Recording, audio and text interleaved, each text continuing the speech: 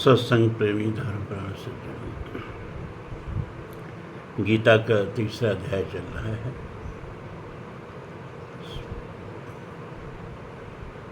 और 14-15 श्लोक कल आप देखिए। अब आज 16वां श्लोक ध्यान से देखें आप। गीता के तीसरे अध्याय का 16वां श्लोक। एवं प्रवर्तितं चक्रम नानुवर्तयतीह यः अघायुरिन्द्रियारामो मोघं पार्थ स जीवति। एवं प्रवर्तितं चक्रम, ये सृष्टि जो है यज्ञ चक्र पर आधारित है। एक यज्ञ चक्र चल रहा है सृष्टि में। कौन सा यज्ञ चक्र? सर्वभूत यज्ञ। तस्मात् यज्ञात् सर्वभूत संवृतं बृहदाज्यं पशुंस्तांश्चक्रे व्यायव्यान् अरण्यान् ग्रामांश्चहे। पुरुषोक्त। तस्मात् यज्ञात् सर्वभूत ऋचः सामानि जग्गिरे छन्दागुंसि जग्गिरे तस्मात् यजुस्तस्मात् अजायतः। सर्वभूत यज्ञ मतलब कि अपना सब कुछ संसार के लिए, क्योंकि हमें सब कुछ संसार से मिला है। ये शरीर भी संसार से मिला है। माता पिता ने मिलके हमें यह शरीर दिया है। नाम भी समाज ने दिया।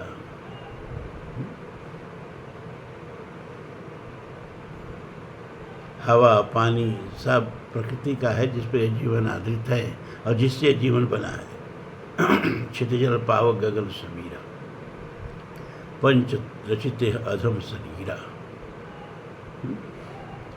इन 5 तत्वों से प्रकृति से बना है और इस शरीर के बारे में सब कुछ प्रकृति ही जानती है। हमारा शरीर कहने के लिए हम शरीर के बारे में कुछ जानते नहीं।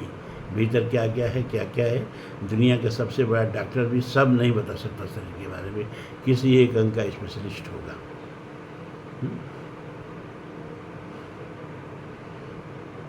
तो हमें जो भी मिला है सब प्रकृति से मिला है।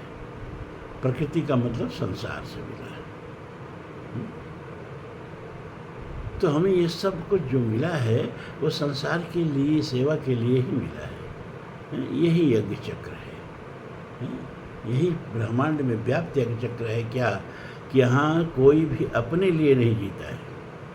एक मनुष्य को छोड़ दें तो सब दूसरे के लिए जीते हैं। और हमारा जीवन कितनी कृपांकों पर आधारित है,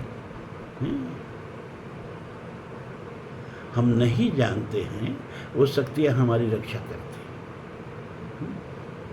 अब धरती का मैग्नेटिक फील्ड ले लीजिए। धरती के चारों तरफ धरती का एक चुंबकीय परिक्षेत्र है। ये चुंबकीय परिक्षेत्र न रहे तो सूरज से निकलने वाली बहुत सारी ऊर्जाएं, बहुत सारी सूरज के अंदर जो बहुत वेरिएबल तरंगे होती हैं, बहुत खतरनाक, वो सीधे पृथ्वी पर आएंगी और पृथ्वी का सारा जीवन भस्म हो जाएगा। लेकिन पृथ्वी का चुंबकीय क्षेत्र उनको पृथ्वी में आने से रोकता है। तब पृथ्वी पर जीवन है। ठीक है। तो क्या हम जानते हैं कि पृथ्वी का चुंबकीय क्षेत्र को अपनी गोद में ले हुए हमारी कैसे सुरक्षा करता है? नहीं जानते। लेकिन हम जाने चाहे न जाने, वो इतना बड़ा काम करता है कि पृथ्वी पर जो भी हरियाली है, जो भी जीवन है, वो सब उस चुंबकीय क्षेत्र का ही परिणाम है। और ओजोन लेयर है धरती के चारों तरफ। ऑक्सीजन का जब ऑक्सीकरण होता है तो ओजोन बनता है, और जब ऑक्सीजन कम होने लगता है तो ओजोन लेयर कमज़ोर होने लगती है। ओजोन लेयर में छेद होने लगता है, और जब ओजोन लेयर में छेद होने लगता है तो सूरज से निकलने वाली बहुत सी हानिकारक तरंगें सीधे धरती पर आती हैं। और अंटार्कटिका, ये जो दक्षिणी ध्रुव है ना, उसके ऊपर वो भारत के क्षेत्रफल के बराबर ओजोन लेयर फट गई है। और जिस दिन ये ओजोन लेयर ख़त्म हो जाएगी, अब शोध से पता चला है कभी शुक्र पर पृथ्वी से ज़्यादा पानी था, पानी रहा होगा तो जीवन रहा होगा, कभी मंगल पर जीवन रहा, लेकिन आज देखो न शुक्र पर जीवन है न मंगल पर जीवन है। और शुक्र का तो पूरा नरक है, 400-500 सेंटीग्रेड तापमान वहाँ रहता है।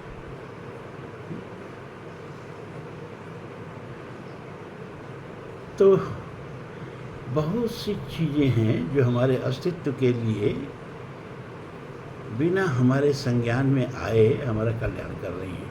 उसी में पृथ्वी का चुंबकीय परिक्षेत्र है और उसी में ओजोन लेयर है, उसी में बहुत सी ऐसी चीज़ें हैं। अब सांस लेते हैं, सांस छोड़ते हैं।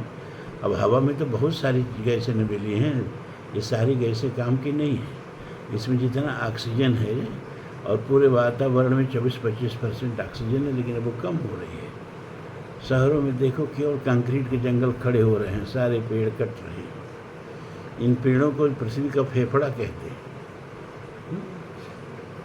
लेकिन सब पेड़ कट रहे हैं, ऑक्सीजन की कमी पड़ रही है। धीरे धीरे पृथ्वी का जीवन समाप्राय होता जा रहा है। तो एक सृष्टि में एक चक्र है, एवं प्रवर्तितम चक्र। क्या चक्र है कि अपना सब कुछ दूसरे के लिए, अपना कुछ भी अपने के लिए नहीं।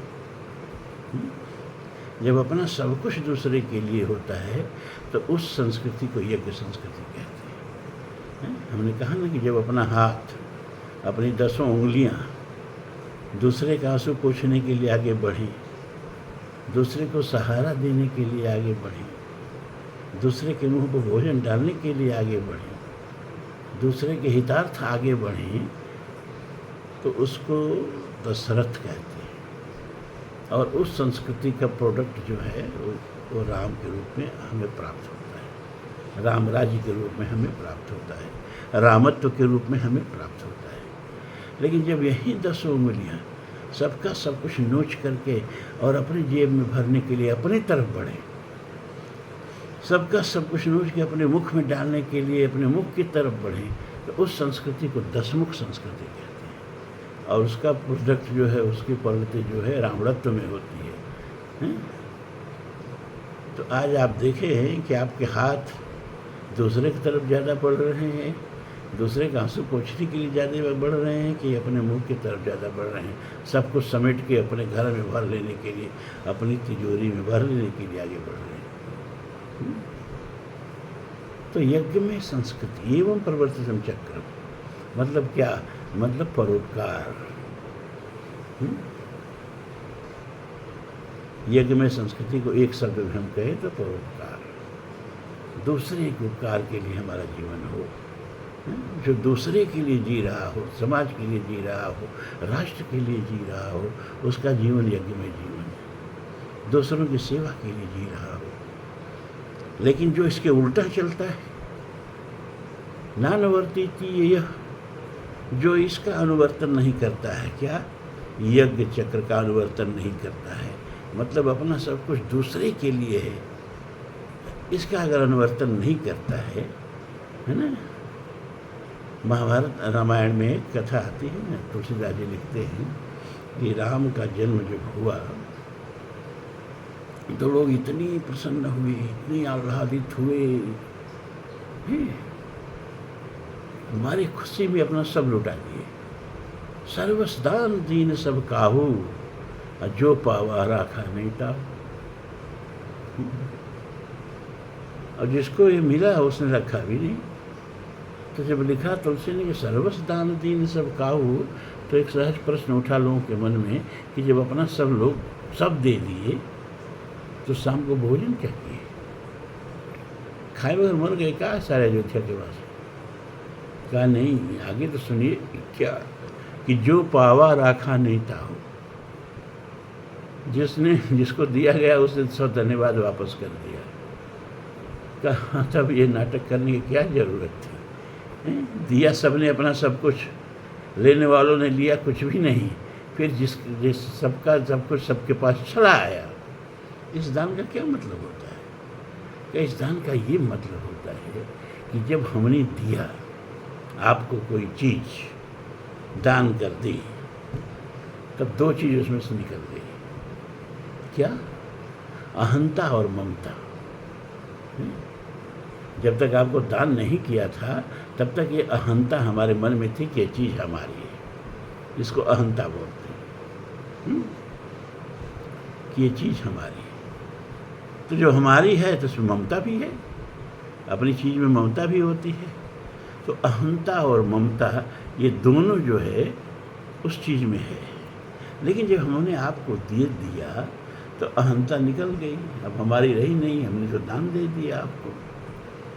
और जब आपकी हो गई तो उसमें से हमारी ममता भी निकल गई। अहंता और ममता, कहते हैं अहंता और ममता जब किसी चीज़ से निकल जाए तो वो चीज़ प्रसाद हो जाती है। ये भगवान ने गीता के दूसरे अध्याय में कहा है। राग द्वेष वियुक्तेस्तु विषयान इंद्रियश्चरन् आत्मवश्यर विधेयात्मा प्रसादम मधिगच्छति प्रसादे सर्व दुखानां हानिरस्योपजायते प्रसन्न चेतसः यासु बुद्धि पर्वतिष्ठति। राग द्वेष जिस चीज से निकाल दो, गीता कह रही है, वो चीज है वो प्रसाद हो जाती है। अब उस चीज कभी आपको प्रसन्नता देगी, दुख दे नहीं सकती। कौन सी चीज? जिसमें आपका राग और द्वेष न हो। दुख हमें वस्तु नहीं देती है और दुख हमें संसार नहीं देता है, दुख हमें हमारा राग और द्वेष देता है। राग द्वेष निकाल दो, संसार प्रसाद हो जाए। तो जो हमने किसी को चीज़ दान दे दी तो अब हमारा राग और द्वेष से निकल गया, तो वो चीज़ हमारे लिए तो प्रसाद हो गई। वो आदमी फिर हमको दे रहा है सधन्यवाद, लेकिन अब वो चीज़ जो हमको सधन्यवाद मिल रही है वो हमारी नहीं है, अब वो हमारे संरक्षकत्व की चीज़ हो गई। अब हम उसके संरक्षक हो गए। स्वामित्व तो पहले ही निकल गया और ममता तो पहले ही निकल गई। अब उसमें हमारा क्या रहा? हमारा उसमें संरक्षकत्व रहा। अब इसका संरक्षण हमको करना है। पहले लोग जब बहुत ज़्यादा मानते थे योग छे, तो दिशाशूल लोग मानते थे। इस दिन को इस दिशा में नहीं जाना, इस दिन को इस दिशा में नहीं जाना। सोम शनिचर पूरब में चालू, पश्चिम जाए तो होए निहालू, बेफे के दक्षिण जे जाई, चार लात पहले में पाई हैं, उससे उत्तर दक्षिण क्षमा करें, मंगल बुध उत्तर दिश कालू, दक्षिण जाए तो होए निहालू। ये सब दिशा समूह पहले चलता था। तो अब मान लीजिए किसी को जाना जरूरी है और उस दिन दिशाशूल पड़ रहा है, तो क्या करते थे लोग? जैसे मान लीजिए पूरब जाना है, दिशाशूल पड़ रहा है, तो अपने घर से पूरब, किसी का अपना मित्र का घर होता था, तो एक दिन पहले जैसे रविवार को उनके घर ले जाके कोई सामान रख देते थे, है ना। अपना कुर्ता ही रख देते थे, अपना गमछा ही रख देते थे, कोई सामान रख देते थे कि भैया अब कल हमको जाना है, कल दिशाशूल पड़ रहा है, तो ये प्रस्थान हम आपके यहाँ रख दे रहे हैं। अब आपके यहाँ जब प्रस्थान रख दिया गया तो आपका उस ममता होती है क्या? उसमें अहंता होती है क्या? नहीं। आप जानते हैं कि ये तो दूसरे का अमानत है, इसको कल लौटाना है। तो आप उस सामान के संरक्षक हैं, क्योंकि अगर सामान कुछ गड़बड़ हुआ तो आप जवाबदेह हैं। तो संरक्षक हैं उसके आप, लेकिन उसके प्रति न ममता है न अहंता है। क्यों? क्योंकि प्राप्त होते ही उसको लौटा देना है। इसी तरह से आपको जो कुछ भी मिला है, यहाँ तक ये शरीर भी, ये प्रकृति का प्रस्थान है। और मूर्ख से मूर्ख व्यक्ति भी जानता है कि एक दिन प्रकृति इसको ले लेगी, सब प्रकृति को लौटा देना है। सब जितना धन कमाया और ये शरीर भी,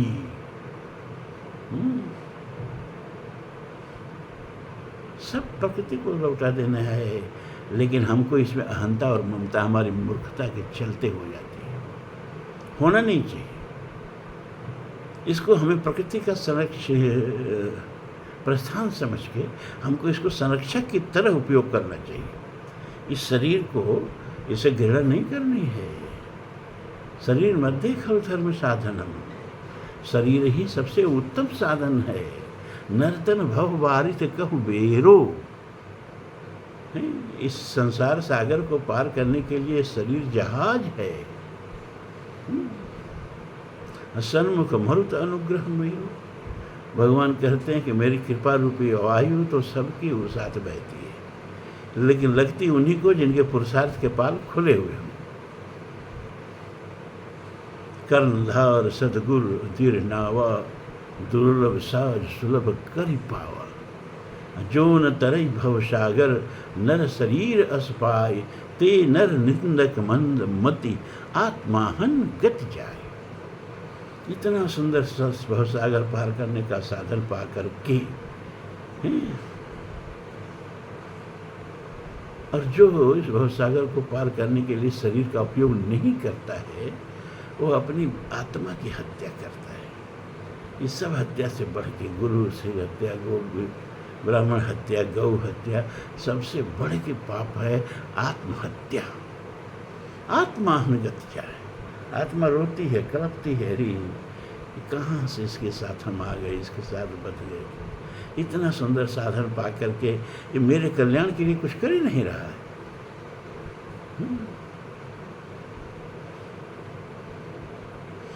तो अयोध्या वासियों ने सब कुछ लुटा दिया, जिसने पाया वो सब लौटा दिया, लेकिन एक चीज़ रहा कि अयोध्या में कोई स्वामी नहीं रह गया, सब संरक्षक रह गए। ये है हमारे ट्रस्टीशिप का सिद्धांत।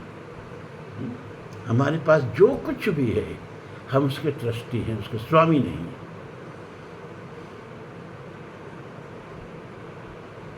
यही यज्ञ चक्र है। और जो इसको नहीं अनुवर्तन करता है, जो इसका पालन नहीं करता है, अघाय इंद्रिया रामो अघायो। वेद कहता है केवलादि भवत केवलादि। केवलादि माने जो केवल अपने लिए आज माने आरंभ करता है, कोई भी चीज अपने लिए, वो तो पाप का ही आरंभ करता है। लेकिन जो समाज के कल्याण के लिए कोई चीज आरंभ करता है, अपना कल्याण तो उसमें होगा ही।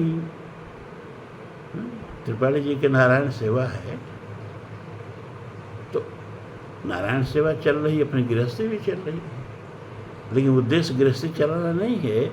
उद्देश्य ये है कि सब 200 दुखियों लोगों का रोज उनकी पीड़ा सुनना, उनके पीड़ा हरना, उनको नारायण भाव से उनकी सेवा करना।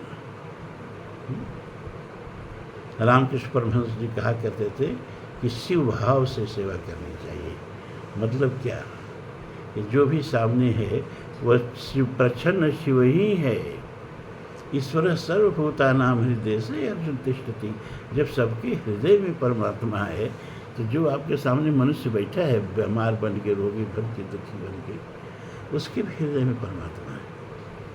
उसको नारायण समझ के, उसको शिव समझ के उसकी सेवा।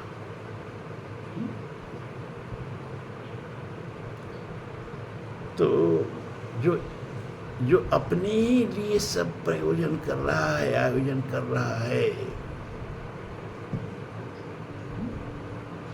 वो तो अघायु है। नहीं कहते हैं अरे वो तो पाप करते करते अघाय गया। उसका पाप का घड़ा भरा ही समझो।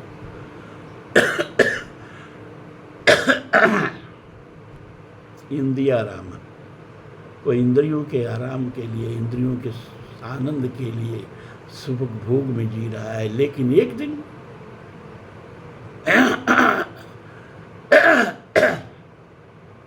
विषय तो ज्यों के त्यों जवान रहते हैं, इंद्रियां बूढ़ी हो जाती हैं। दांत जवाब दे दिए, अब गन्ना चूस नहीं सकते, चना चबा के खा नहीं सकते, सिर्फ पीस पीस के लोग खाते हैं।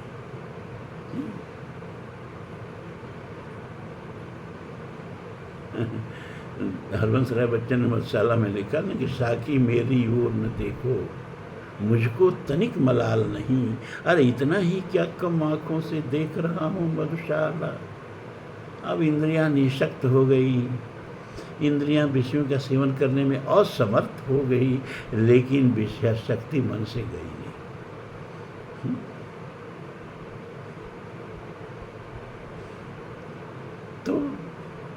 तो देख के सुख पाते हैं, विषयों को देख के ही आनंद लेते हैं।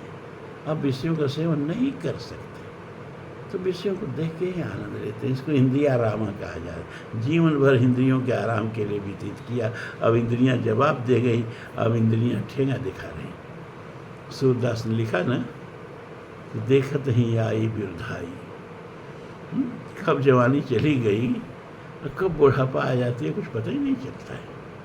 बहुत समय तक तो हमको लगता ही नहीं कि हम बूढ़े हो गए हैं, लेकिन जब शरीर पूरी तरह से साथ देना बंद कर देता है तो लगता है ये भाई सचमुच हम बूढ़े हो गए क्या। तो देखत ही आई बिरधाई, हाथ पांव सब कापन लागे, नयन ना कवै पानी, नारी बिन गारी नहीं बोले, पूत करे किलकानी, अब हो जानी देह बुढ़ानी, अब हो जानी देह बुढ़ानी।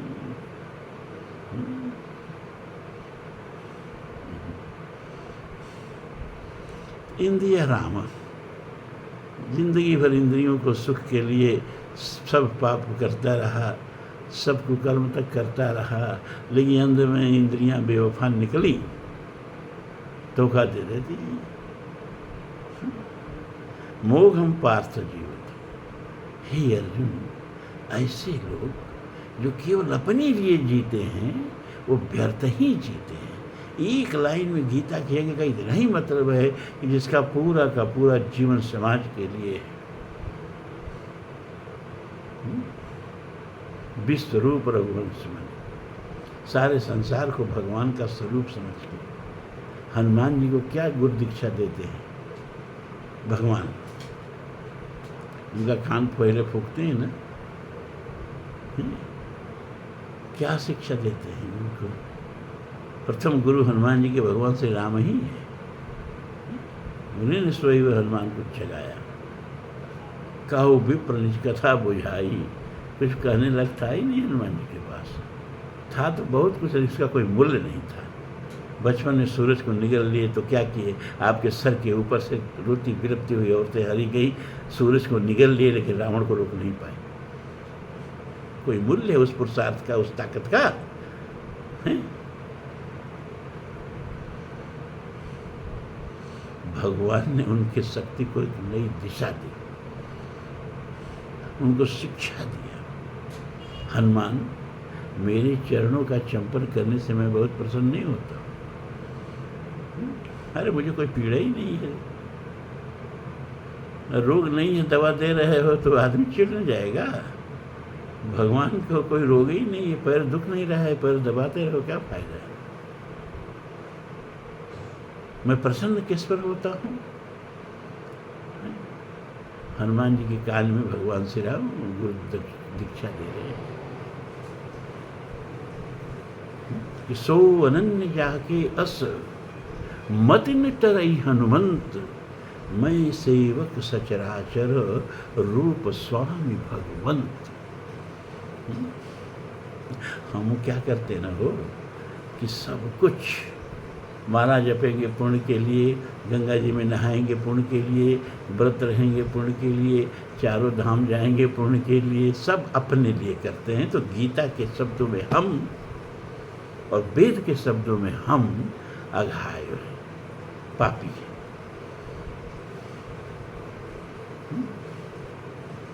धर्म की शुरुआत यहाँ से होती है जब हम दूसरे के लिए जीते हैं। सो अनन्य जाके यस मत न टरे हनुमान, हे हनुमान वही मेरे लिए अनन्य है, सबसे प्यारा है। कौन? जिसके मत में ये बात कभी दिखे नहीं क्या कि मैं सेवक सचराचर, सारे चर अचर जो है उसको परमात्मा का रूप समझ करके और सारे प्राणी मात्र के सेवा में जो लगा है वही असली नारायण सेवा कर रहा है। वही असली धार्मिक है, वही असली धर्म कर रहा है। ठीक है, यज्ञ याग होनी चाहिए, उसका कितना महत्व है, बहुत ज़्यादा महत्व है, वो हम बताए हैं। लेकिन 10 लाख रुपया खर्च करके हम यज्ञ करते हैं, और अगर 1 लाख रुपया खर्च करके किसी बेटी की डोली उठवा दें, 50,000 खर्च करके किसी बेटी की डोली उठवा दें, सैकड़ों यज्ञ के बराबर पुण्य होता है। दूसरे के लिए, जब अपना शरीर दूसरे के लिए, अपना जीवन दूसरे के लिए, अपने सारे संसाधन दूसरे के लिए, जैसे हनुमान जी का कुछ भी अपने लिए नहीं था, भगवान ने हाथ खड़ा कर दिए, प्रति उपकार करो का तोरा, अरे सन्मुख बन कोई न सकत मन मोरा, सुन सुत तो ही उर्न में नाई, अकर विचार देखो मन माई। हनुमान, मैं तेरा क्या उपकार करूं, तेरा अपना करके कुछ है ही नहीं है, और जिसका अपना करके कुछ न हो ना, उसके सामने परमात्मा भी छोटा हो जाता है।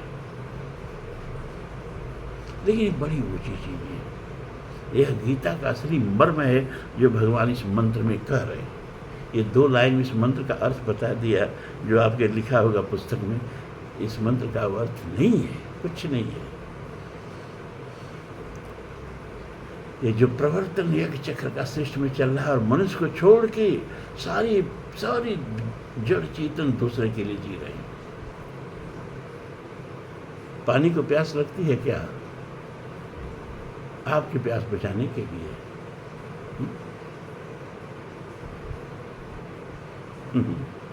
थोड़ा सा शरीर डिहाइड्रेट हो जाए, प्राण निकल जाते हैं। अन्न भूख लगती है क्या? आपके लिए है।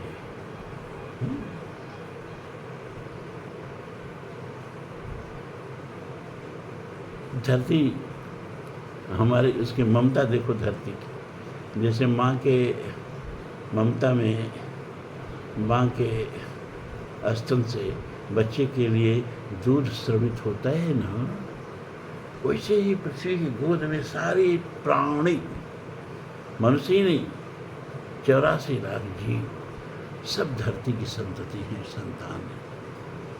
और जो धरती से ये वनस्पतियाँ खाद्य के रूप में, ये धरती का के स्तन का दूध है, समझ लो।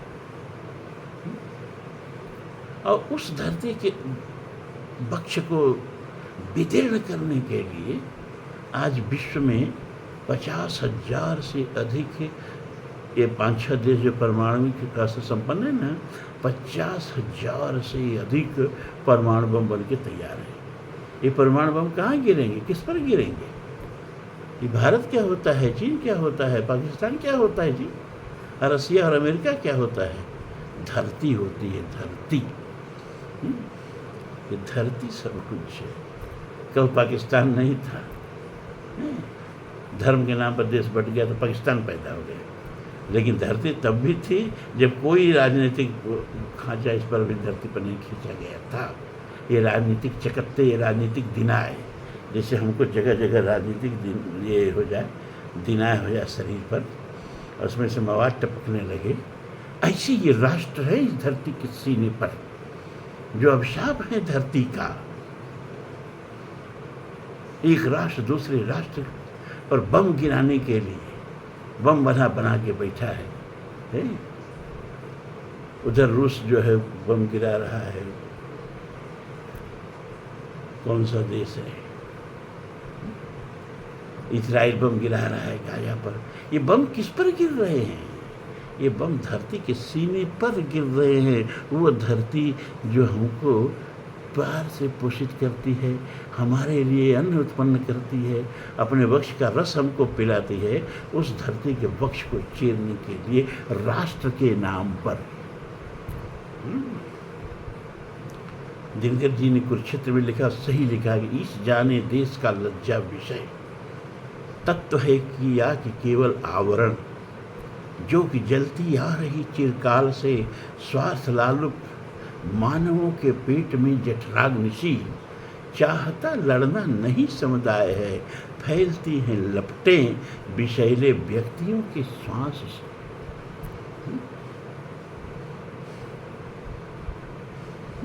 एक दिन ये राष्ट्रवाद जो है ना, धरती को मानव से और प्राणियों से रहित कर देगा। अभी तो 2 परमाणु बम का प्रयोग हुआ है, जो बहुत शुरुआती दौर के थे। उसे हजार गुना शक्तिशाली परमाणु बम बन के तैयार हैं, और ये कहीं राष्ट्र के पास नहीं है। अब कई लोगों, तब तो केवल अमेरिका के पास था, जापान ने घुटना टेक दिया। अब तो एक राष्ट्र परमाणु बम का प्रयोग करेगा तो दूसरा पलट के करेगा कि नहीं करेगा, और देखते देखते, हंसते खेलते खाते अपने अपने काम में लगे हुए करोड़ों लोग सेकंड के सैकड़वें भाग में वाष्प बन के आकाश में उड़ जाएंगे। राष्ट्र के नाम पर ये सब हो रहा है, और ये कुछ चंद लोग जो राष्ट्र के नाम पर मलाई खा रहे हैं, राष्ट्रवाद का झंडा ऊंचा करते जा रहे हैं।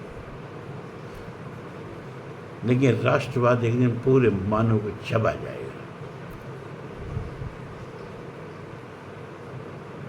यज्ञमय संस्कृति ही इसको शांत कर सकती है। जब इस गीता के सिद्धांत को अपनाया जाए, सब दूसरे के हित के लिए जिए। सो अनन्य जाके यस मति न टरई हनुमंत, मैं सेवक सचराचर रूप स्वामी भगवंत। चर अचर सब नारायण को रूप हैं, और सबकी निस्वार्थ भाव से सेवा, अपनी एक एक सांस दूसरे के लिए। ये इस छोटे से श्लोक का इतना गंभीर अर्थ समझ लो। समय आप लोगों का ज़्यादा हो रहा है, और हो सकता है कि कल आप लोगों के बीच में आना पड़े। अगर आया, सब कुछ भविष्य में भगवान के हाथ में रहता है। तो परसों सुबह आप लोगों का दर्शन करना चाहूँगा। इसी लालच में रुकूंगा रात को, कि सुबह उन लोगों को तो मैं देख लूँ जो इस घोर कलिकाल में और इतना नीरस प्रवचन सुनने के लिए आके बैठ जाते हैं। धन्य हैं आप लोग। मुझको बहुत धन्य मत समझना, आप लोग धन्य हो भैया, जो इस घोर कलिकाल में, और ना मनोरंजन है, ना कोई चुटकुला है, ना कोई गाना बजाना है, और आप लोग रेगुलर आके बैठ जाते हो सत्संग की टाट पर। आप लोगों का दर्शन करने का मन कर रहा है। तो अगर कल आया तो परसों सुबह आप लोगों का दर्शन करके ही वहाँ से चलूँगा। सब कुछ भविष्य में भैया कुछ कहा नहीं जा रहा, सब परमात्मा के हाथ में। साथ बात आशीर्वाद।